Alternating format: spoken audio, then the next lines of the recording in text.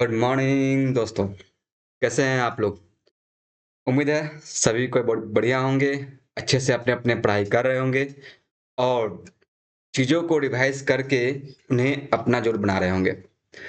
मैं विवेक आप सभी का एक बार फिर से अपने मैथ क्लासेस में हार्दिक स्वागत करता हूँ।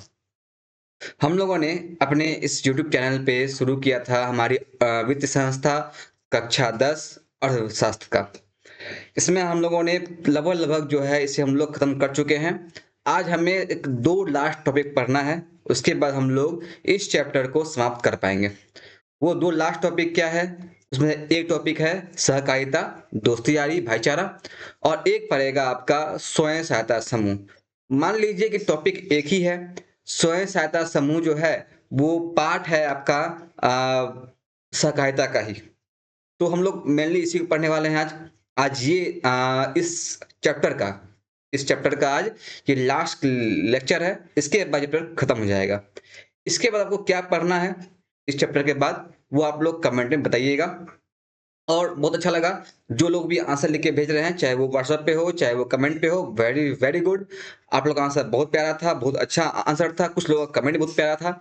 तो आप सभी का बहुत बहुत धन्यवाद कि इतना अच्छा रिस्पॉन्स देने के लिए। तो चलिए बिना समय को व्यर्थ किए हुए शुरू करते हैं आज का क्लास और देखते हैं आज क्या क्या इंटरेस्टिंग हम लोग पढ़ने वाले हैं। देखिए, आज का जो क्लास है उसमें सबसे पहला टॉपिक होगा, जो सबसे फर्स्ट टॉपिक है वो है सहकारिता, कॉपरेशन, पार्टनरशिप, दोस्ती यारी, भाईचारा, जो आप बोलिए वो सब चलेगा इसमें। सहकारिता है क्या, पहले वो ये समझेंगे अच्छे से चीजों को आगे बढ़ाते हुए। और कोशिश करेंगे कि सहकारिता जितना टफ लगता है उतना टफ लगे ना, और बहुत ही आसान शब्दों में उसको हम लोग समझ लें।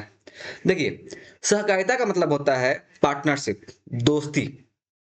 जिस प्रकार से आपका बहुत सारा दोस्त होगा, बहुत ग्रुप होंगे, उसी प्रकार से दोस्त, उसी दोस्ती को एक नाम दिया गया, एक अच्छा नाम बोले।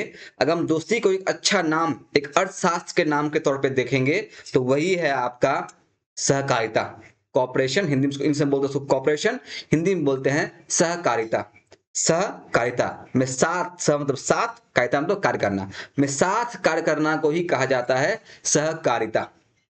ठीक है। तो सहकारिता मतलब सिंपल समझिए आपका दोस्त, जिस प्रकार से आपका बहुत सारे दोस्त होंगे, मैं नाम नहीं लूंगा किसी को अभी, तो बहुत सारे फ्रेंड होंगे सर्कल में, तो वो जो फ्रेंडशिप है वही है सहकारिता।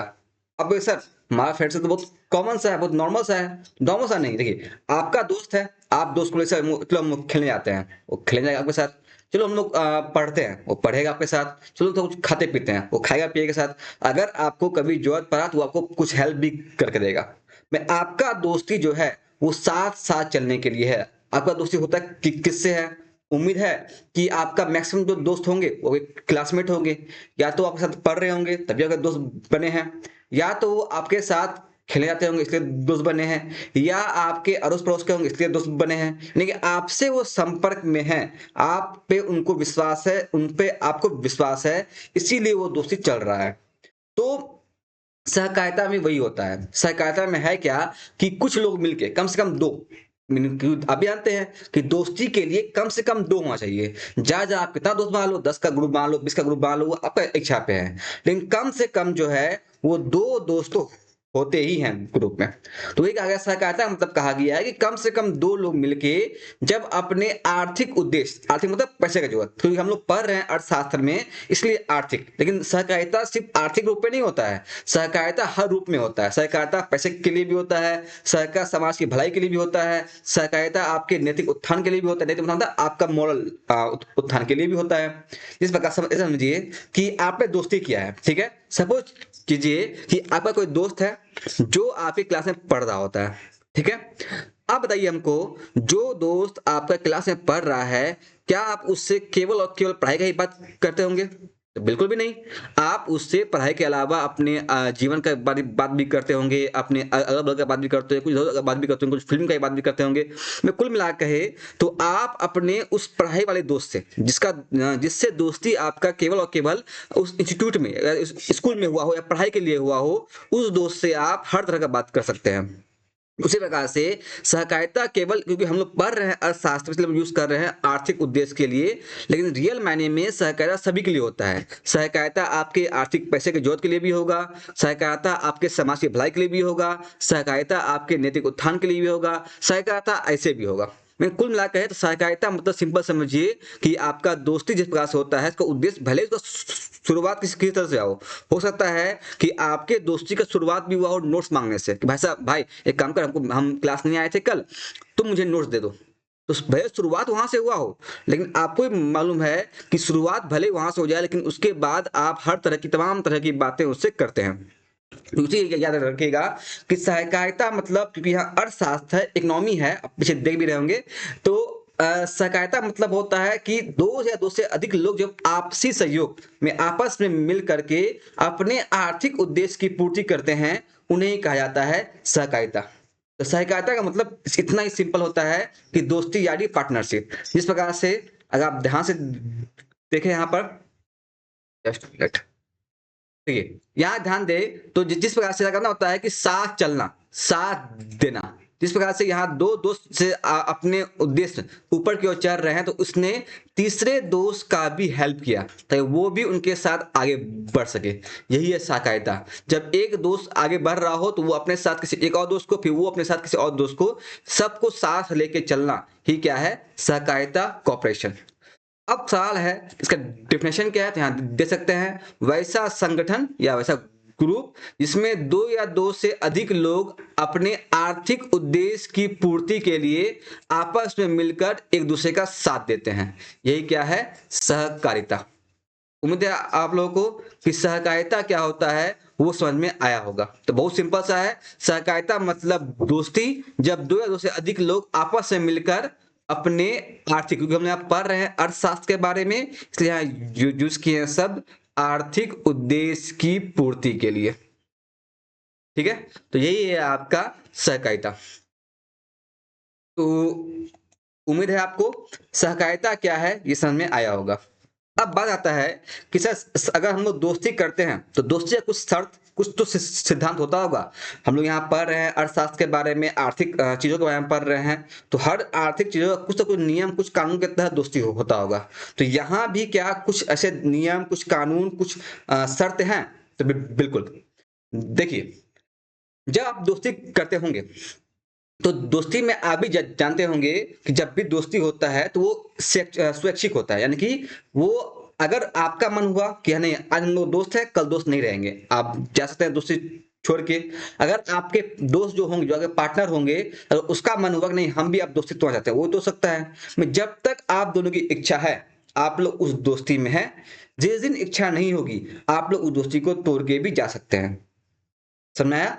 मतलब कि अगर आप लोग की इच्छा होगी, जब तक दोनों की इच्छा है तभी तक वो पार्टनरशिप, वो दोस्ती, वो भाईचारा चल रहा है। जिस दिन दोनों की इच्छा नहीं होगी, दोनों का मन मुटाव होगा, दोनों कुछ भी कारण से अगर आप दोनों में झगड़ा होगा, तो गारंटी है कि आपका वो दोस्ती, वो आपका सहयोग भी अलग अलग हो जाएगा, वो आपका दोस्ती भी टूट टूट जाएगा, लेकिन सहकारिता जो है वो भंग हो जाएगा। तो ये चूंकि ये भी एक दोस्ती ही है, यहाँ पहला शर्त यही है कि यहाँ पर जितने भी लोग आते हैं सहकारिता में, जितने भी लोग दोस्त बनते हैं, वो सभी दोस्ती जो वो दोस्त संगठन है, जो ग्रुप बना दोस्ती के बाद, वो स्वैच्छिक संगठन है। यानी कि जब तक जिसकी इच्छा है वो रहेगा, जिस दिन इच्छा नहीं होगी वो चला जाएगा। इसमें किसी को भी कोई बंदिश नहीं है कि आपको रहना ही पड़ेगा। एक बार अगर आ गए तो आ गए, रहना ही पड़ेगा। वो लॉयल्टी इसमें कुछ नहीं चलता है। जब तक आपका मन है, आपकी इच्छा है, आप रहिए, मन नहीं है, आप इत्मीनान से जा सकते हैं। तो ये कहा गया है, पहला शर्त यही होता है सहकारिता का, कि सहकारिता स्वैच्छिक होता है। ये ऐच्छिक नहीं है, आपको करना ही पड़ेगा, ये स्वैच्छिक है। जब तक आपका मन हो रहिए, जब मन ना हो चले जाइए। अब सेकंड बात देखिए, ये तो समझ आएगा आपको उम्मीद है। सेकंड शर्त क्या है, बहुत सिंपल सिंपल शर्त है, तीन शर्त है, तीन सब समझेंगे, बहुत आसान आसान है। पहला समझ आ गया कि सहकारिता क्या है, स्वैच्छिक है। सेकंड क्या होता है, आप खुद आइए कि अगर आपका दोस्ती है, ठीक है, यहाँ देख लीजिए आप आराम से, एक सेकंड। देखिए पहला समझ आया आप लोग को कि सहकारिता क्या है, स्वैच्छिक होता है। ठीक है, एक सेकंड, सहकारिता क्या है, स्वैच्छिक है। अब आप बताइए हमको एक बात, कि जब आप दोस्ती करते होंगे, अगर दोस्त होता होगा, सपोज कीजिए कि आज आपने कहा, सपोज कि आपका दो ग्रुप है, ठीक है, दो दोस्तों ग्रुप बना हुआ है आपका, और मान लीजिए उसमें से एक दोस्त ने कहा चल भाई आज हम लोग चाय पी के आते हैं, ठीक है। आप बताइए, आपने कहा कि चाय पी के आते हैं, ठीक है। अगर आपके दोस्त या जो भी नाम होगा एक्स वाई जेड, अगर आपके दोस्त का मन नहीं हुआ तो क्या वो चाय में जाएगा? क्या अगर उसका मन नहीं है तो क्या आप उसे जबरदस्ती चाय पे लेके जा सकते हैं? इसे बोल रहा हूं, समझिए कि मान लीजिए कि आपने कोई प्रस्ताव, कोई मांग रखा है, भाई हम लोग यहाँ चलते हैं घूमने के लिए, अब जहाँ जाते हैं चाय पीने के लिए, लेकिन आपके साथ जो है दोस्त है, उसका मन नहीं हुआ है, फिर उसको कोई और इंपॉर्टेंट काम है, कुछ भी कारण से उसका मन नहीं है, वो नहीं जा सकता है, तो क्या कोई ऐसा चांस है, कोई सा नियम कानून दंड है कि अगर वो नहीं जाएगा उस पर दंड लगेगा? नहीं है। यानी कि अगर जब तक उसका मन नहीं होगा वो अवसर नहीं जाएगा, अगर उसका मन है तो वो जाएगा, मन नहीं तो नहीं जाएगा। यहां अगर देखें आप तो प्योर लोकतंत्र है कि आपको अपनी बात रखने का पूरा छूट है। अगर आपको मन है जाइए उनके साथ, मन नहीं है मत जाइए। यानी इसलिए यानी कि आपके दोस्ती में भी पूरा जनतात्मक बातें होती है, यानी कि लोकतंत्रात्मक जनतंत्रात्मक, यानी कि जो सबका इच्छा से ही कोई काम होगा। यार मेरी इच्छा है कि मैं चाय पीऊंगा, आपके दोस्त की चाय में मैं कॉफी पीऊंगा, तो आप दोनों जाइएगा साथ में, आप पीजिएगा चाय, वो पिएगा कॉफी पिएगा। अगर मैं चाउमीन खाऊंगा तो मैंने मैं गुपचुप खाऊंगा, तो गुपचुप खाएगा, आप चाउमीन खाइए। कुल मिला कहे तो दोस्ती में जनतंत्रात्मक शासन होता है, जनतंत्रात्मक जो है पद्धति से चलता है दोस्ती। इसलिए यहां भी कहा गया है कि सहकारिता जो है वो जनतंत्रात्मक रूप से चलता है।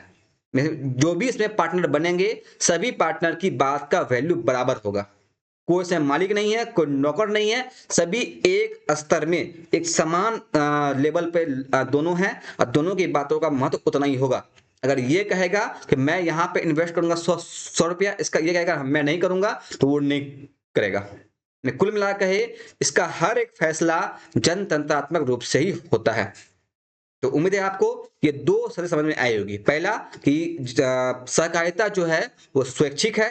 सेकंड, सहकारिता में हर एक फैसला, हर एक डिसीजन जनतंत्रात्मक इंडिपेंडेंट रूप से लिया जाता है, इसमें कोई भी किसी का भी जबरदस्ती से काम नहीं कराया जा सकता। और थर्ड बहुत सिंपल सा है जो मैंने बताया आपको कि सहकारिता केवल और केवल आर्थिक उद्देश्य के लिए नहीं होता है, इसमें समाज की भलाई के लिए भी होता है। जैसे कि बहुत सारे देखते होंगे आप कि बहुत सारा ग्रुप ऐसा है जो कि महिलाओं को लोन बांटता है, लड़कियों को स्कॉलरशिप देता है। अभी भी जो बहुत सारे स्कॉलरशिप, जब आप 10th पास करके जाइएगा इंटर और ग्रेजुएशन में, तो बहुत सारे ऐसा संस्था है जो आपके लिए समय समय पर स्कॉलरशिप निकालता है, ताकि लड़कियां जो है कभी भी पैसों की वजह से पढ़ना ना छोड़े, वो पैसा उन्हें मिलते रहे और वो आगे बढ़ती रहे। तो बहुत ऐसा संगठन है जो कि केवल और केवल समाज की भलाई के लिए साथ में आया हुआ है। बहुत ऐसा ग्रुप है जिनका उद्देश्य केवल मानवता को बचाना है। एक अच्छा एग्जांपल है ह्यूमन राइट्स। अगर आप पे कोई भी अत्याचार हुआ है, महिला संगठन इस वजह से संगठन है जो मानव पे अगर अत्याचार होता है तो वो सामने आते हैं और लड़ते हैं मानवता के लिए। तो उनका उद्देश्य कोई आर्थिक नहीं है, वो केवल और केवल समाज के लिए है। वो केवल और केवल चाहते हैं समाज में भलाई हो, समाज में वो संस्कार बना रहे। तो कुल मिला कहे अगर कहे हम लोग तो सहकारिता, पार्टनरशिप, दोस्ती केवल केवल पैसों के लिए नहीं है।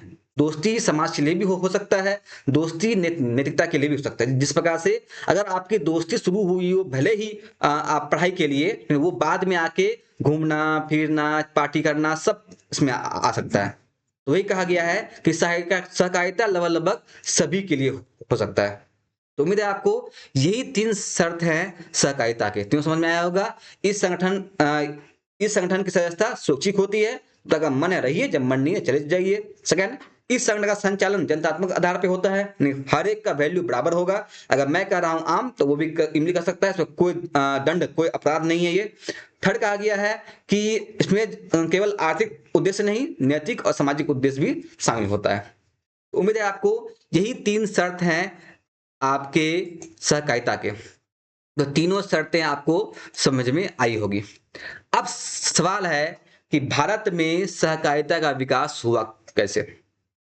देखिए, अभी तक हम लोगों ने पढ़ा है जो है वो सहकारिता क्या था, इसको हम समझे अच्छे से। सहकारिता का मतलब क्या होता है ये भी समझे हम लोग अच्छे से। अब बारी है कि सर भारत में सहकारिता कैसे आया? क्या भारत में ही केवल दोस्ती शुरू हुआ? ऐसा बिल्कुल भी नहीं है। हर देश में अपने अपने लेवल का, अपने अपने तरह का, अपने अपने स्वभाव का दोस्ती तो था ही। तो सवाल आता है कि ये जो सहकारिता नाम का दोस्ती है, कॉपरेशन है, सहयोग है, ये भारत में कहाँ से आया? इसकी शुरुआत होती है हमारे गुलामी के काल से ही। जब भारत गुलाम था, जब भारत पे एक गोरे लोग राज कर रहे थे, उस समय का ही कहानी है कि हमारे देश में सहकारिता शुरू हुआ। या देखिएगा, सहकारिता शुरू उस समय हुआ था, लेकिन इसका अर्थ कदापि ये नहीं है, कभी भी ये नहीं हो सकता है कि अंग्रेज वो गोरे लोग जो है हमें सहकारिता दे के गए थे। उनका उद्देश्य कुछ और था। उनके उद्देश्य को पूरा ना होने कारण से कुछ और बन गया। जैसे मेरा हमारा उद्देश्य है कि हम कभी-कभी जाके सरसों है, हमारा उद्देश्य है तेल पाना, लेकिन उससे खल्ली मिलता है आपको। तो आपको उद्देश्य तो तेल पाना था, लेकिन खल्ली मिला। इसी प्रकार से अंग्रेज कभी भी भारत का भलाई नहीं चाहते थे। लेकिन हाँ, उनके कर्मों कारण से कुछ बाय प्रोडक्ट के तौर पे हाँ भलाई हो गया। वो चाह नहीं रहे थे, वो करना बिल्कुल भी नहीं चाह रहे थे, बस होता चला गया। तो ये पढ़ेंगे हम लोग बाद में, जब पढ़ेंगे हम लोग अपने भारत का राष्ट्रवाद। तो पहले हम लोग आते हैं आराम से अपने अर्थशास्त्र में, खत्म करते हैं इसको पहले। देखिए अब सवाल आता है कि भारत में सहकारिता कहाँ से है? याद रखिएगा, भारत में जो सहकारिता है वो शुरू हुआ था 1904 में। 1904 में एक नियम बनता है, एक विधान बनता है। उस विधान में कहा गया था कि जिसका नाम था सहकारिता साख समिति विधान।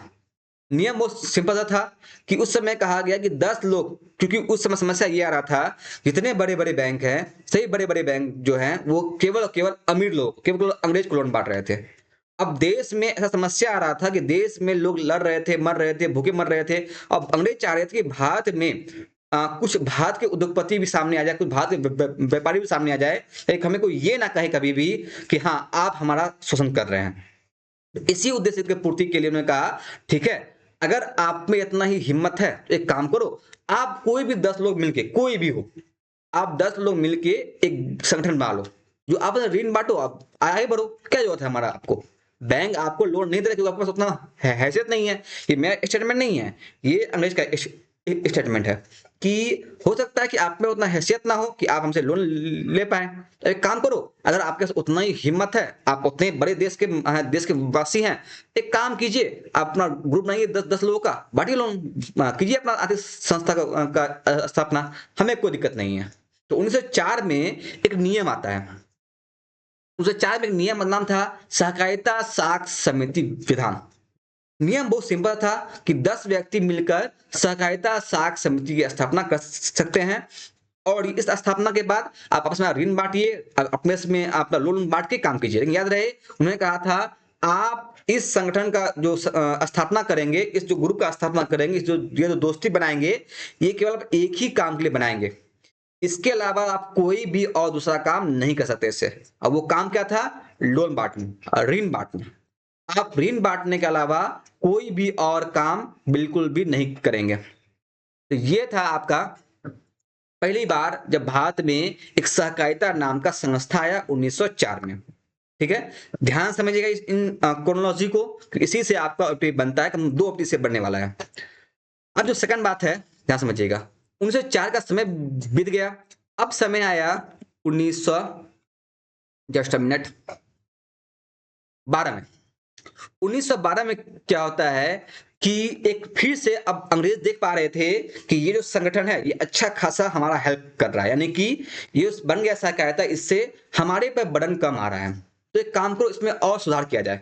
सरकार ने दया भाव दिखाते हुए, दिखावे के तौर पे दया भाव दिखाते हुए 1912 में लेके आए थे सुधार अधिनियम। और सुधार अधिनियम में कहा क्या गया?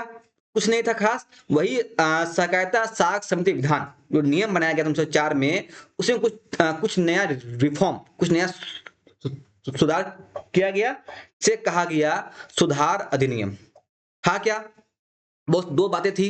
पहली बात ये कि ऋण के अतिरिक्त, यहां आप देखते हैं हरे लाइन में लिखा हुआ है, ऋण के अतिरिक्त जो है अन्य उद्देश्यों के लिए भी सहकारी समिति की स्थापना की जाएगी।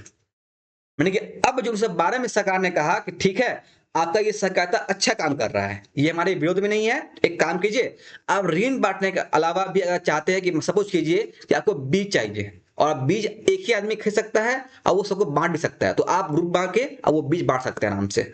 सपोज कीजिए आपको बिजनेस खोलना है, उसके लिए चाहिए पूंजी चाहिए, आप आपस में ग्रुप बनाइए, अब इसको आगे बढ़ाइए। सपोज कीजिए आपको एक जमीन लेना है जहाँ आपको दुकान लगाना है, आप अकेले नहीं खरीद सकते हैं, ग्रुप बनाइए, जमीन खरीदिए और दुकान लगाइए। यानी कि सरकार ने कह दिया उसमें, अंग्रेज सरकार ने, कि 1912 में कि हम अब सहकारिता को और आगे बढ़ा रहे हैं, आपका भलाई हो, इसी कारण से हम कह रहे हैं कि आप ऋण बांटने के अलावा इससे और भी काम करा सकते हैं, हमें अब इसमें भी कोई दिक्कत नहीं है। वहां पे एक शर्त यह था कि अब इसकी जो देखभाल है, अब इसकी जो देखभाल है वो करेगा केंद्रीय संगठन, यानी केंद्र सरकार, यानी कि अंग्रेज की सरकार। पहले क्या था, 1904 में कहा गया था इसमें हमारा कोई हाथ नहीं होगा, आप बनाइए आप चलाइए, हम अपने इसको फ्री रख रहे हैं। लेकिन अंग्रेज समझ गए थे कि अगर हम इसे पूरा फ्री रखेंगे तो समस्या तो आएगी, कि वो धीरे धीरे धीरे धीरे धीरे करके हमारे लिए नासूर बन जाएंगे, हमारे लिए वो खंजर बन जाएंगे जो हमारे खिलाफ ही उठने वाले हैं। इसीलिए अंग्रेज ने कहा कि देखिए आपको जो करना है कीजिए, लेकिन इसका नियम कानून, जो देखभाल, देखभाल मतलब सिर्फ कंट्रोल समझिए, देखभाल क्या, ये सिर्फ शब्द देखभाल रियल मायने में वो कंट्रोल था।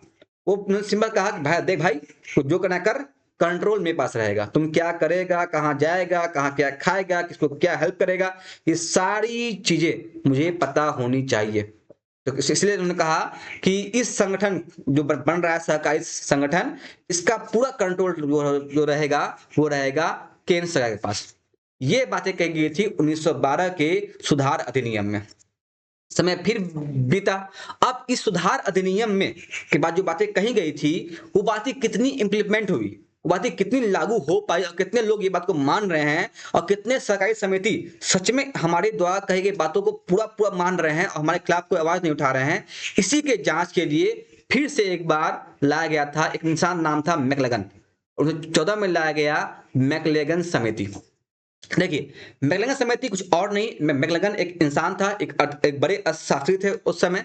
उनसे कहा गया भाई देखो, हम एक तुम्हारा ग्रुप बना रहे हैं, तुम्हारा काम इतना है कि जाओ जाके जांच करो कि जो हम ये बनाए हैं सहकारी सहकारी समिति है ढंग से काम कर रही है नहीं कर रही है, या फिर फाकी मार रही है, या फिर हमारे पीठ पीछे छुप छुप के कोई और ही कारनामा कर रही है। इससे अच्छा है तुम जाओ और जांच करो इसका। तो मैकलेगन नाम के व्यक्ति के ग्रुप को कहा गया था मैकलेगन समिति। काम वो सिंपल था कि आपको जांच करना है कि कितना अच्छे से ये सहकारी समिति काम कर रहे हैं, क्या हमारे द्वारा दिए गए फंड को ये बर्बाद तो नहीं कर रहे हैं, या फिर हमारे खिलाफ तो यूज नहीं कर रहे हैं ना। आप जाओ और जांच करके आओ। तो ये बातें कही गई थी मैकलेगन समिति को, और ये भी कहा गया था साइड साइड में कि ये भी थोड़ा थोड़ा देख लेना कि अगर इसको अगर और अच्छा बनाना हो और हमारे कंट्रोल में लाना हो तो हम लोग क्या कर सकते हैं इसके लिए। तो विकास की रूपरेखा कैसे ये और विकसित हो सकता है, इसके लिए भी तुम थोड़ा जांच करना भाई साहब। तो मैकलेगन समिति गया, टोटली मैकलेगन जी गए, और मैकलेगन जी कहेगा मैकलेगन, तो मैकलेगन गया और मैकलेगन ने ये जांच शुरू किया और जांच किया, विकास का रूपरेखा तैयार किया, और रिपोर्ट सबमिट करता है उस समय जिस समय अंग्रेज को जरूरत था सबसे ज्यादा भारतीयों का।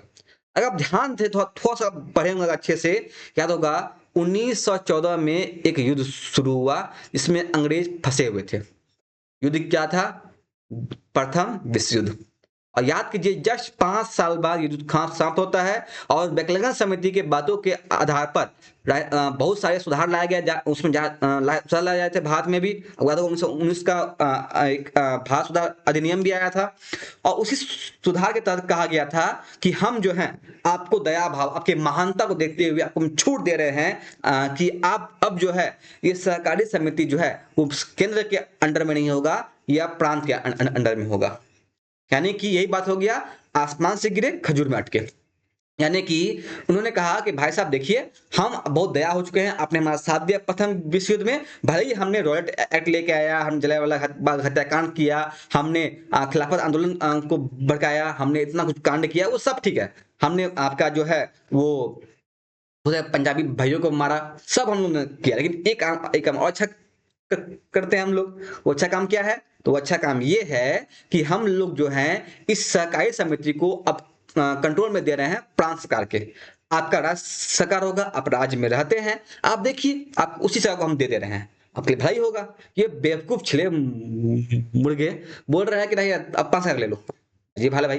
तो वही बात कहावत सही होता है कि आसमान से गिरे खजूर पे अटके। तो 1919 में कुछ सुधार किए गए और कहा गया कि अब जो है सहकारी समिति जो है वो प्रांत सरकार के अंतर्गत रहेगी, और उसके बाद से लेकर आज तक सहकारी समिति प्रांत सरकार के अंडर में ही है। याद कीजिए आप लोग पढ़ाए थे सहकारी बैंक किसके कंट्रोल में होता है, याद कीजिए सहकारी बैंक किसे कौन कंट्रोल करता है, ये आप बताइए कमेंट में। ये भी रहा आपके लिए होमवर्क कि सहकारी बैंक को कौन सहकारी बैंक का देखभाल कौन करता है और किसके कंट्रोल में होता है। ठीक है, ये बताइएगा आप हमको कमेंट में। ठीक है, फिर बोलते रहे, ध्यान सुन लीजिए। सहकारी बैंक, सहकारी बैंक किसके कंट्रोल में होता है और उसका देखभाल कौन करता है? दोनों का आंसर एक ही होगा, बताइए कमेंट में। चलिए, तो इसके बाद 1919 में बना और उसके बाद फिर एक घटना हो जाता है 1929 में। 1929 में अब पता होगा कि अमेरिका में एक आर्थिक मंदी आती है, और चूंकि सभी देश अभी अभी हाल 10 साल पहले ही, कुछ ही समय पहले विश्व युद्ध से लड़ के आए हैं, तो सभी देश का हाथ खराब होता है, और अमेरिका में आई मंदी को कहा जाता है विश्व आर्थिक मंदी, सॉरी विश्व आर्थिक मंदी। अब खुद आइए, जब पूरा देश में पैसा कमी हो तो क्या आप ऐसे में इन्वेस्ट करेंगे जो केवल समाज की भलाई के लिए हो? बिल्कुल भी नहीं। आप उसमें ये देखेंगे कि हमारा घर सुरक्षित रहे। आप खुद सोचिए, मान लीजिए आपके घर में ऐसा कभी ना भगवान का कभी सा हो कि मान लीजिए आपके घर में कभी खाने की कमी हो जाए, तो आप खुद सोचिए और आप हर दिन कभी गरीबों को खाना खिला रहे हो, तो यदि आपके घर में ही खाने की कमी है तो क्या आप गरीबों को खाना खिला पाएंगे? नहीं खिला पाएंगे। तो उसी प्रकार समझिए कि पूरा जब पूरा देश ही आर्थिक मंदी में है तो कैसे एक ऐसा ग्रुप में पैसा इन्वेस्ट किया जा सकता है जहां जो केवल बनाया गया है समाज की भलाई के लिए। तो कहा गया कि 1929 में इस पर विराम आ गया और सारे सहकारी समिति बंद हो गए। सारे को कहा अब बैंड है, आप कोई काम नहीं कीजिएगा, अभी सारा फोकस हमारा देश को ऊपर उठाने में है। और देश कौन सा? तो अंग्रेज, भारत नहीं। भारत भाई जहां जाए जाए झन्नू में जाए, उनको मतलब था भी नहीं उससे भी। वो अंग्रेज थे, अंग्रेज कभी किसी का नहीं होता, धोखेबाज number 1, brand brand ambassador of धोखेबाजी वो थे वो लोग। तो उन्होंने कहा भाई हम अपना देश देख रहे हैं, जितना ही भलाई भलाई काम है सब बंद करो, सब फालतू चीजें सबको बंद करा दिया गया। लेकिन बाद में एक और कारनामा हुआ और 1935 में बना हमारा RBI, reserve bank of India, भारतीय रिजर्व बैंक जो बोलिए वही है, हमारा बन गया 1935 में। और उसी रिजर्व बैंक के अंतर्गत एक ग्रुप बनाया गया, नाम था कृषि साख विभाग, में खेती को ऋण देने वाला विभाग बनाया गया 1935 में। ये रिजर्व बैंक के अंडर ही है और आज तक इसी के अंडर में हमारी सारी सहकारी समिति कार्य कर रही है। ये उसका एक पार्ट है, रिजर्व बैंक ऑफ इंडिया का एक पार्ट है, एक ऑफिस है, इसका नाम है कृषि साख विभाग। यही आज देखता है हमारी सारी सहकारी समिति को। याद रखिएगा 1919 के बाद से सारे सहकारी समिति जो है वो राज्य सरकार के कंट्रोल में ही है, और वो जो है अब जो विभाग है वो विभाग का नाम दे दिया गया है कृषि साख विभाग, जो अंडर में आता है रिजर्व बैंक ऑफ इंडिया के। तो 1935 के बाद हमारी ये सहकारी समिति एक पूर्णतः स्थापित और सुरक्षित संस्था बन गया। अब बस वाला सर एक यहाँ नोट पॉइंट भी है, आप देख सकते हैं कि सर इसका अगर सहकारी समिति को कई पैसे की जरूरत है तो कौन देगा? याद रखिएगा सहकारी समिति के लिए सारे पैसे की जरूरत को पूरा करता है सहकारी बैंक। इसीलिए कभी कभी हम लोग पढ़ने के टर्म में या बोलने के टर्म में यूज कर लेते हैं, सहकारिता को यूज कर लेते हैं सहकारी के साथ साथ। तो सहकारिता और सहकारी में अंतर है, सहकारी और सहकारिता दोनों में अंतर है, लेकिन अब जो है वो लगभग बराबर हो चुका है कि सारी की सारी सहकारिता के जो हेल्प कर रहा होता है वो सहकारी बैंक ही कर रहा होता है। ठीक है, तो ये था आपका सहकारिता का विकास भारत में कैसे हुआ इसका। अब सवाल आता है कि जो हम पढ़ रहे हैं सहकारिता, जो इतना हम लोग कर रहे हैं सहकारिता सहकारिता, तो सवाल आता है कि सर सहकारिता जो है जो बनाया तो गया वो कंट्रोल में राज्य सरकार के है, लेकिन क्या सच में क्या really it is develop state government? क्या ये स्टेट को डेवलप करने में कोई हेल्प कर रहा है? ऐसे ही फालतू में बना दिया गया, एक बोझ है गवर्नमेंट पे? तो बिल्कुल भी नहीं। राज्य सरकार को, और वैसे बिहार जैसे राज्य के लिए एक वरदान है। क्यों सर? आप खुद समझिए, जब बिहार अलग हो रहा था, जब बिहार का बंटवारा हुआ झारखंड से, जब तक बिहार झारखंड एक था, बिहार में तमाम तरह की जो है वो आर्थिक संसाधन थे, बिहार उन्नति का के पर था। लेकिन जब भारत का बंटवारा हुआ, भारत के बंटवारे के बाद आप खुद जानते हैं कितने संसाधन भारत में, बिहार में रह गए। बिहार के बंटवारे से, बिहार भारत बोल रहे हैं बिहार के बारे में, तो बिहार के बंटवारे के बाद कितने संसाधन बिहार में रहे? बिल्कुल भी संसाधन रहे। बिहार का एकमात्र साधन बच गया खेती, कृषि। आज तक बिहार का 80% जनसंख्या इसी कृषि पर निर्भर करता है। तो आप खुद सोचिए कि ऐसा राज्य जहां पर कुछ भी नहीं बचा है, ना कोई कोयला है, ना कोई प्राकृतिक संसाधन है, कुछ भी नहीं है, केवल एक चीज बचा हुआ है, वो है खेती। और कृषि भी ऐसे, किसान भी ऐसे जो बहुत अमीर नहीं है, एक मध्यम वर्ग या लोअर मध्यम वर्ग के किसान है के पास, तो उन्हें अगर खेती करवानी है तो आपको ऋण देना पड़ेगा, और ऋण भी सस्ते ब्याज पे और कम माथापच्ची के साथ, मतलब कम झोला के साथ। लेकिन आप उसे डॉक्यूमेंट मांगे जा रहे हैं, ये डॉक्यूमेंट लेके आओ, वो डॉक्यूमेंट लेके आओ, पैदा किसान उसी में परेशान, वो खेती क्या ही कर लेगा। तो कम डॉक्यूमेंटेशन के साथ और कम ब्याज दर पे, कम इंटरेस्ट रेट पे आपको उनके लोन देना पड़ेगा। तो ऐसे राज्यों के लिए जहां पे संसाधन की कमी है, उनके लिए वरदान साबित हुआ, खासकर बिहार से राज्यों में। बिहार में आज भी अगर देखेंगे आप, लगभग बात करेंगे हम, एग्जैक्ट नहीं कर रहे हो अगर हम, तो लगभग हम बोले तो 70 से 80% ऐसे, 70 से 60% ऐसे लोग होंगे जो कि आज भी बैंक से लोन लेते होंगे। तो आज भी निर्भर करते हैं अपनी सहकारिता पे ही।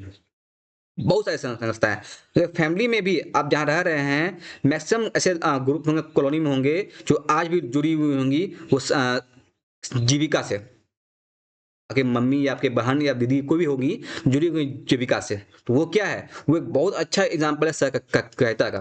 पढ़ाएंगे आपको स्वयं सहायता समूह, उसमें बताएंगे आपको क्या कहानी उसका है।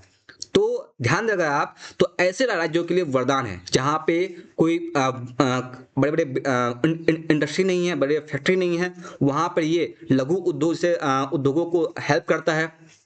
जहां पे प्राकृतिक संसाधन नहीं है, जहां का अर्थव्यवस्था कृषि पर निर्भर करता है, उनके लिए भी ये ऋण की उपलब्धता कराता है। जहां पे आज भी जहां पे मान लीजिए कि प्रतिवर्ती आय बहुत कम है, उन्हें ये लोन दे के उन्हें जागरूक करता है, वो अपना कुछ व्यापार, कुछ बिजनेस करके आगे बढ़ सके। तो कुल मिला के कहें, बिहार जैसे गरीब राज्य के लिए, बिहार जैसे पिछड़े हुए राज्यों के लिए ये एक वरदान साबित हुआ है।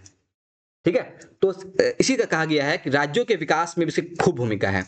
अब देखिए, ध्यान समझिएगा, हम आपको, ये एग्जाम में आएगा, उम्मीद है हमको है ये बात का, आपको हम सिर्फ पॉइंट देंगे, और उम्मीद है हमको सारे बच्चों से, उम्मीद है खासकर उन बच्चों से जो मुझसे पढ़े हुए हैं, कि इसका आंसर आप अच्छे से बना के लिखेंगे। आपको हम पॉइंट देंगे, अभी पॉइंट अच्छा सा देंगे आपको हम, उस पॉइंट से कम आधे पेज का मुझे आंसर चाहिए इससे। तो अगर आप रियली में इंटरेस्टेड है मेरे क्लासों से, और क्लास में सच में आपको समझ में आ रहा है, तो आप सही अच्छे आंसर देंगे। वरना मैं कोशिश करूंगा क्लास यहीं बंद कर देने का, क्योंकि मेरा पढ़ाने का उद्देश्य सिंपल सा है कि मेरे छात्र मेरे साथ चले। अगर छात्र पीछे छोड़ के भाग रहे हैं, तो फिर हमको उम्मीद है कि मैं फालतू मेहनत कर रहा हूँ। तो मेरे मेहनत का फल मुझे चाहिए, किसी भी कीमत चाहिए, ये आप जानते हैं अच्छे से। तो जितने भी छात्र हैं, चाहे कमेंट कहीं भी भेज सकते हैं, कोई इशू नहीं है उससे। आपको हम अभी पॉइंट देंगे, उस पॉइंट से आप आंसर बना के रखेंगे। ठीक है, चलिए आपको हम पॉइंट दे रहे हैं इसी के साथ। Just a minute, I will give you the points, that are the point. देखिए, पहली बात क्या कहते हैं, किसान भी राज्यों को आर्थिक सहायता प्रदान करता है, बिल्कुल सही है। गरीब राज्यों की जनता को कम ब्याज से ऋण उपलब्ध कराता है, ये भी सही पढ़ा दिया आपको हम। थर्ड है कि राज्यों के ग्रामीण लघु उद्योग को बढ़ावा देने में सहायता प्रदान करता है। और थर्ड, चौथा ये है, राज्यों की प्रतिवर्ती आय में से वृद्धि होती है। ये इनके राज्य के विकास में भूमिका है। तो उम्मीद है आपको राज्यों में कैसे भूमिका है ये कुछ समझ में आया होगा। अब लास्ट टॉपिक इस चैप्टर का, वो है स्वयं सहायता समूह। देखिए, चलिए हम लोग अब लास्ट में हैं इस चैप्टर के, इस टॉपिक खत्म करने में। वो है हमारा स्वयं सहायता समूह। आप सभी लगभग बिहार के वासी जितने भी हैं वो इससे परिचित होंगे अच्छे से। उम्मीद है भारतवासी भी इससे परिचित होंगे, जितने अलग अलग राज्यों के हैं, लेकिन बिहार वासी से अच्छे अच्छे से परिचित होंगे, जो यहाँ पर ये बहुत चलता है। तो अब ये होता क्या है कि शुरुआत पहले हम लोग पढ़ेंगे इसका इतिहास, तब आएंगे हम लोग ये होता क्या है। देखिए, स्वयं सहायता समूह का शुरुआत होता है 1980 में। 1980 में कुछ जो है कुछ स्वयं सेवी संगठन, कुछ ग्रुप थे, उन्होंने शुरू किया था ताकि हम लोग अच्छे से लोन बांट सके, ठीक है, और लोगों को हेल्प कर सके। हेल्प करने के उद्देश्य से ही कुछ जो है एनजीओ थे, एनजीओ ने शुरू किया था ये काम। कब किया था? 1980 में। और कहा कि हम लोग लोगों को सस्ते ब्याज दर पर ऋण बांटेंगे और लोगों को वो आगे बढ़ सके, लाइफ में आगे बढ़े, अपना अपना उद्योग चलाएं और आगे बढ़ सके। इसी को पूरा करने के लिए जो है क्या कहें हम लोग, तो 1980 में शुरू होता है। तो बाद में 1990 या तो आप लोग को कि 12 जुलाई 1982 में स्थापना होता है नबार्ड का। नबार्ड का फुल फॉर्म क्या है? Again you will write on comment, please pin down on comment कि what is the full form of NABARD. NABARD का पूरा पूर्ण नाम, फुल फॉर्म क्या है, आप बताएंगे हमको कमेंट में।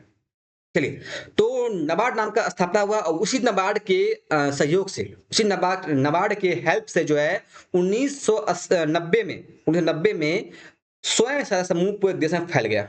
मतलब पूरे देश में इसका ग्रुप ब्रांच बना, पूरे देश इसको पहचान पाया, पूरे देश में इसका वाहवाही हुआ। ठीक है, तो ये था हमारा इतिहास, बहुत छोटा इतिहास है स्वयं सहायता समूह का, सेल्फ हेल्पिंग ग्रुप का। अब ये है क्या, समझिए ध्यान से कि उसमें होता क्या है। सरकार ने कहा है कि 15 से 20 महिलाएं, मेनली महिलाओं के लिए होता है ये, 15 से 20 लोग, मेनली महिलाएं, आपस में मिल करके प्रतिदिन या फिर प्रति वीक में होता है ये, प्रति वीक में, प्रति सप्ताह में आप 25 से लेकर 100 रुपया, ये रेंज है इसका, ये रेंज याद रखिए हमेशा कि स्वयं सहायता समूह में 25 से 100 रुपया तक का रेंज है। अब ये बढ़ चुका होगा, ये अलग बात, लेकिन ये नियम के पहले का नियम के हिसाब से यही था कि 25 से 100 रुपया तक के बीच कोई भी नंबर आप उठा सकते हैं। 25 हो, 30 हो, 40 हो, 50 हो, 60 हो, 70 हो, 80 हो, 90 हो, 99 हो, 100 तक हो, 101 या 110 नहीं, तो 100, 25 लेकर 100 तक के बीच में आप पर सप्ताह रुपया जमा करेंगे, जो भी आपके ग्रुप का के हिसाब से हो। और उस जमा के हिसाब से, उस बचत के हिसाब से ही आप जो जमा करेंगे उसको फिर हम लोग आप लोग आपस में ही बांट लेंगे उस 15 से 20 लोगों के बीच में, और अपने अपने जो व्यक्तिगत जरूरत है आपसे पूरा कर सकते हैं। और अगर आप ऐसा 2 साल तक करते हैं, अगर आप इस तरह से बचत करते हैं 2 साल तक, और उसे किसी बैंक के साथ टैप, कोई बैंक आपको हेल्प करेगा ही, तो आप बैंक से जाके उस ग्रुप के नाम पे आप लोन उठा सकते हैं। उस लोन क्या कीजिएगा, बैंक एक इंसान को लोन नहीं देगा, उस 15 के 20 लोगों को देगा, लोन देगा, मतलब कि उस पूरे ग्रुप को देगा लोन। और उस ग्रुप के को मिले लोन को आप आपस में बांट करके, आप हिस्सेदारी करके आप अपने घर के जरूरत को पूरा कर सकते हैं। यही है आपका स्वयं सहायता समूह। फिर बता रहे हैं, इसमें 15 से 20 लोग मिल करके आपस में जो है एक ग्रुप बनाते हैं। उस ग्रुप में आप पर सप्ताह किसी भी दिन को, सोमवार, बृहस्पतिवार, किसी दिन भी आप उसमें रुपया जमा करेंगे। 25 से 100 रुपए तक के बीच का ये अमाउंट होता है। इसमें बीच में आप कोई भी रुपया जो चुन सकते हैं, वो आपकी इच्छा है। उस ग्रुप में आप जाइए, आप पैसा जमा कीजिए प्रति सप्ताह के तौर पे, और बचत के जो जितना बचत होगा, आप उस बचत को आपस में आपसी आपसी सहयोग से, आपसी बातचीत से आपस में बांट सकते हैं। जिन्हें जो उन्हें आप दे दीजिए, फिर वो जब से आप उन्हें दिया गया है वो चुकाएंगे फिर तो पूरा ग्रुप के नाम पे। और ऐसा ये काम अगर आप 2 साल तक लगातार करते हैं, तो आप उस ग्रुप के नाम से आप बैंक से जाकर लोन उठा सकते हैं। मेनली आपको ग्रामीण बैंक होता होगा, कोई बैंक हो सकता है, उसमें कोई दिक्कत नहीं है। आप किसी बैंक में जा करके आप उस ग्रुप को रजिस्टर करके आप उस ग्रुप के नाम पे लोन उठा सकते हैं। तो बैंक हमेशा उस ग्रुप को देगा लोन, और मिले गए लोन को आप आपस में बांट सकते हैं। ये मुद्दे आपको हमको जितने भी लड़कियां पढ़ रही है वो अपने मम्मी को देखी हुई है करते हुए, वहां मेनली ये गांव में, शहरों में, कॉलोनी में होता है। तो इसे ही कहा गया है स्वयं सहायता समूह। 3 बात याद रखेगा, स्वयं सहायता समूह में कितने लोग होते हैं? 15 से 20। इसमें कितना अमाउंट जमा हो सकता है? 25 से 100 तक के बीच में। और सबसे अच्छी अच्छी बात, क्या इसमें लोन किसी एक व्यक्ति को मिलता है? तो नहीं, पूरे ग्रुप को मिलता है। ठीक है, तो ये था आपका स्वयं सहायता समूह। इसका देखते हैं डिफिनेशन फुर्ती चुस्ती के साथ। It is depression. यह 15 से 20 महिलाओं के ऐसे समूह होते हैं जो अपने समूह के बचत तथा बैंकों से लघु ऋण लेकर अपने सदस्यों के पारिवारिक जरूरतों को पूरा करता है तथा स्थानीय स्तर पर महिला सशक्तिकरण को बढ़ावा देता है। ये लाइन सबसे इंटरेस्टिंग है। हम लोग बड़ा बात करते हैं कि महिला पावर, महिला एम्पावरमेंट, महिला सशक्तिकरण का बहुत बात करते हैं हम लोग कि महिला को अपने पाँव पे खड़ा होना चाहिए, महिलाओं को अपने हक के लिए लड़ना चाहिए, महिलाओं को समाज में आगे आना चाहिए। ये अच्छा मैं कहूँगा कि शुरुआत है सरकार द्वारा। इससे महिला आर्थिक रूप से संपन्न होंगी, उनमें एक कॉन्फिडेंस आएगा कि मैं भी पैसा ला रही हूँ। इसमें कोई मेल नहीं है, सारी फीमेल जाती है। तो फीमेल आपस में मिल करके समाज में आके बैठती है, समाज में समाज में जाके एक दूसरे से बातचीत करती है, पैसे का लेन देन करती है। और जब आर्थिक रूप से का माइंड तैयार होता है, ऑटोमेटिक है आप समाज में आगे आएंगे, आप अपने हक के लिए लड़ने के लिए भी आगे आएंगे। आप खुद देखते होंगे जब से ग्रुप शुरू हुआ है, काफी महिलाएं घर से बाहर निकल रही है, घर से जाकर बाहर बातचीत कर रही है, बहुत सारे काम में अपना सहयोग बढ़ा रही है, बहुत सारे लोगों से बहुत सारे हक के लिए बात कर रही है। तो ये अच्छा शुरुआत है महिला सशक्तिकरण के लिए। आप कितना भी ढिंडोरा पीट लीजिए, हम ये कर देंगे वो कर देंगे, लेकिन ये जो इम्प्रूवमेंट है, ये जो इनिशिएटिव है, ये इनिशिएटिव सबसे बेस्ट इनिशिएटिव है महिलाओं को आगे बढ़ाने के लिए। इससे महिला अपने परिवार को भी संभालती है, वो संभाल पहले भी रही थी, लेकिन ये जो है एक जब कोई परिवार का सदस्य आर्थिक रूप से संभालता है परिवार को, ये ज्यादा लेजिटिमेट होता है, ज्यादा का तो कहें हिंदी में अगर, कि ज्यादा मजबूत चीज होता है। तो ये अच्छा तरीका है महिला सशक्तिकरण का, इसलिए इसमें हम डिस्क्रिप्शन में ऐड करके दिए हैं। इससे महिलाओं का पारिवारिक जरूरत भी पूरा होता है किसी को बेटी की शादी करना हो वो से लोन उठा सकता है, कोई जमीन खरीदना हो उसे लोन उठा सकता है, कोई खेती करना उसे लोन उठा सकता है। उद्देश्य कोई भी हो, कोई मतलब नहीं होता, इसमें ग्रुप में सब पैसा बांटते ही बांटते हैं। और साथ साथ इससे महिलाएं जो है वो आगे आके आगे बढ़ चढ़ के बात हिस्सा अपना हिस्सेदारी बढ़ाती है। ये था आपका स्वयं सहायता समूह। ठीक है, ये बात था, नोट पॉइंट है। इसमें प्रति व्यक्ति बचत कितना होता है, एक व्यक्ति कितना करेगा, 25 रुपया से 100 रुपया तक के बीच का बचत कर सकता है। ये था आपका स्वयं सहायता समूह। अब लास्ट पॉइंट जो है इसी से जुड़ा हुआ है, सरकार ने बनाया था सूक्ष्म वित्त योजना। कुछ भी नहीं है, कुछ खास नहीं है, ये एक तरीका था एडवर्टाइजमेंट करने का, प्रचार करने का। आप खुद सोचिए कि एक मिनट, आप खुद सोचिए एक स्वयं सहायता समूह का इतना बड़ा प्रचार करना संभव था ऐसे? सरकार ने कहा कि हम करके देंगे आपको। सरकार ने एक योजना लाई, नाम था सूक्ष्म वित्त योजना। काम इतना था लोगों को इस स्वयं सहायता समूह में जुड़ने के लिए जागरूक करना, लोग ये बताना कि महिलाएं घर से बाहर आए, इसमें सहयोग करें, अपने आप को सशक्त बनाए, अपने आप को एम्पावर्ड बनाए। इसके लिए जो जो है सभी सरकार ने ये योजना चलाई थी, लोगों को प्रचार किया था, टीवी पे ऐड दिया गया, पेपर में ऐड दिया गया, ऐसे अनाउंसमेंट किया गया, लोगों को दिखाया गया कितना ये अच्छा चीज है। तो ये सब जो किया गया, ये था आपका सूक्ष्म वित्त योजना। सिंपल से कहे वैसा योजना, वैसा इनिशिएटिव जो कि शुरू किया गया था लोगों को, मतलब महिलाओं को इस स्वयं सहायता समूह में जोड़ने के लिए, वही था आपका सूक्ष्म वित्त योजना।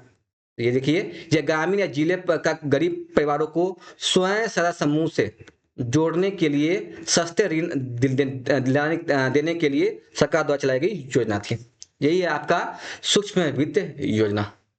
उम्मीद है आपको सारी बातें समझ में आई होंगी। तो थैंक यू सो मच आपके इतने बड़े प्यार के लिए। हम लोगों ने इस पूरे चैप्टर को आज फाइनली खत्म कर लिया है। हम लोगों ने अभी तक जो है समझा अच्छे से चीजों को। उम्मीद है आपको मेरे द्वारा जितना भी मैंने कोशिश किया वो आपको पसंद आया होगा, और आप लोग अच्छे से सभी चीजों को समझ रहे होंगे, सीखे होंगे कुछ नया चीजें, कुछ चीजों को नए नजरिए से, नए व्यू से देखे होंगे, चीजों को अपने अंदर एक्वायर कर पाए होंगे। उम्मीद कोई डाउट ना रहा हो। अगेन डाउट है, कमेंट खुला हुआ है, खुले आम पूछ सकते हैं, इनमें कोई इशू नहीं है। किसी को भी कोई भी एक वर्ड में, एक शब्द में, डिफिनेशन में, एक सेंटेंस में कहीं कोई दिक्कत हो, आप इत्मीनान से पूछ सकते हैं। तो हमारा ये चैप्टर खत्म होता है यहीं पर। यही था आपका लास्ट लेक्चर हमारी वित्तीय संस्था का। इसी के साथ हमारा इकोनॉमी का चैप्टर नंबर 4 कक्षा 10 का यहाँ होता है समाप्त। तो उम्मीद है आप लोग इसमें मेहनत कीजिए, इसको अपना बनाइए इस चैप्टर को। एग्जाम में क्वेश्चन आए खूब मैसेज लिख के आइएगा। इसमें जितना क्वेश्चन आंसर है सब बन जाएगा। अगर बन जाए, जिन्हें भेजना उन्हें भेजिएगा या बना के रखिएगा। फिर से अगेन बहुत बहुत धन्यवाद आप लोगों का। कमेंट अच्छा आ रहा है, अच्छा आप लोग पढ़ रहे हैं, उम्मीद है आप लोग से। और अच्छे से पढ़िएगा, चीज़ों को समझिएगा, डाउट को कुछ भी रखिएगा, पूछ सकते हैं डाउट को। और हम लोग आगे क्या पढ़े ये हमें आप पे छोड़ रहा हूँ। वो चैप्टर पढ़ना है, किसका पढ़ना है चैप्टर बताइएगा आप लोग। मैं उसी का वीडियो बना के आपको डाल दूंगा, आप उसे पढ़ना करें। तो हम लोग अगले बार फिर मिलेंगे। आपके कमेंट का इंतजार रहेगा कि आप लोग क्या पढ़ना चाह रहे हैं, क्या आपके लिए बहुत जरूरी होगा, वो बताइएगा हमको, वो मैं को पढ़ा दूंगा। ठीक है, चलिए आज के लिए, अभी के लिए इतना ही। मिलते हैं फिर से एक नए चैप्टर के साथ, नए लेक्चर के साथ। तब तक के लिए अपना ख्याल रखें, बड़ों का सम्मान करें। धन्यवाद।